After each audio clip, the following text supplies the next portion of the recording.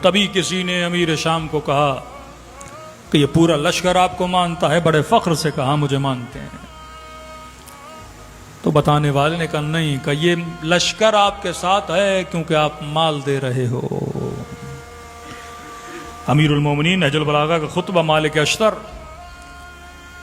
تو مولا نے بھرے ہوئے دل سے مالک سے ایک شکوہ کیا کہ مالک، یہ لوگ علی کو چھوڑ کیوں رہے ہیں؟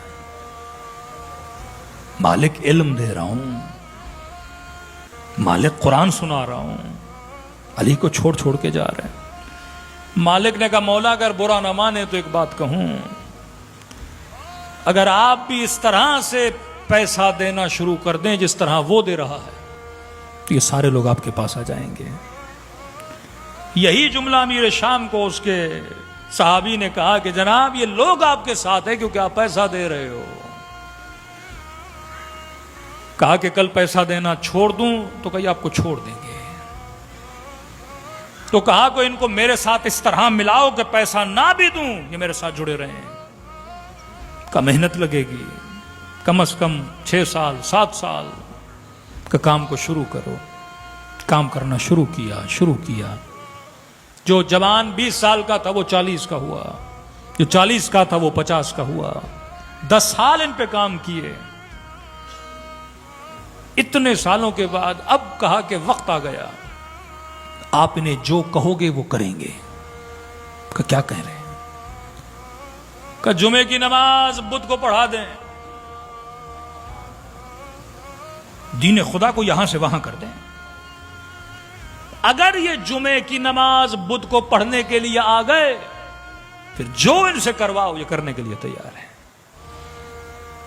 جمعے کی نماز بدھ کو پڑھائی گئی۔ جمع غفیر وہ بدو طبقہ جس پہ کام کیا گیا تھا کہ حاکم جمعہ بدھ کو بھی پڑھا دے تو جائز ہے، کسی کے قتل کا فتویٰ دے تو جائز ہے۔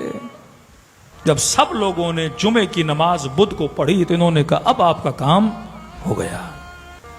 مطلب عقلانیت ختم ہو جائے، فتویٰ اوپر سے آ جائے کہ جمعہ بدھ کو یہ ماننے کو تیار ہو جائے، فتویٰ آ جائے فلاں واجب القتل ہے یہ ماننے کو تیار ہو جائے، فکر طوطا پرور بن جائے۔ یہ جلوس نکلے اور کہیں کہ کافر کافر شیعہ کافر، ان جلوسوں میں سے کسی بھی جوان کو پکڑ کے لاؤ اور کہو کہ کہہ کیوں رہے ہو شیعہ کافر؟ جواب کیا ملتا ہے کہ جناب مجھے نہیں پتا، مفتی صاحب نے بولا ہے لہٰذا ہم کہہ رہے ہیں۔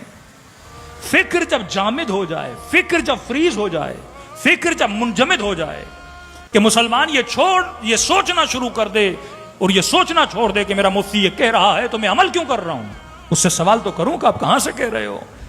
ایک عقلانی فکر، جب دین سے عقل کو جدا کر دو گے پھر اسلام کا حال وہی ہوگا جو ویسٹرن ورلڈ کا ہوا کہ آج سب سے زیادہ جو کرسچن کہلاتے ہیں پروٹیسٹن ہے۔ وہ پروٹیسٹ کا مطلب اعتراض، پروٹیسٹ کا مطلب نقد کرنا۔ جب انہوں نے اپنے پادریوں پہ نقد کرنا شروع کر دیا، تنقید کرنا شروع کر دی کہ یہ آپ کے کیسے کام ہے، ہم ان کو ماننے کے لیے تیار نہیں ہیں، تو پادریوں نے کہا کہ آپ کرسچینٹی سے خارج ہو، نکل گئے ہو۔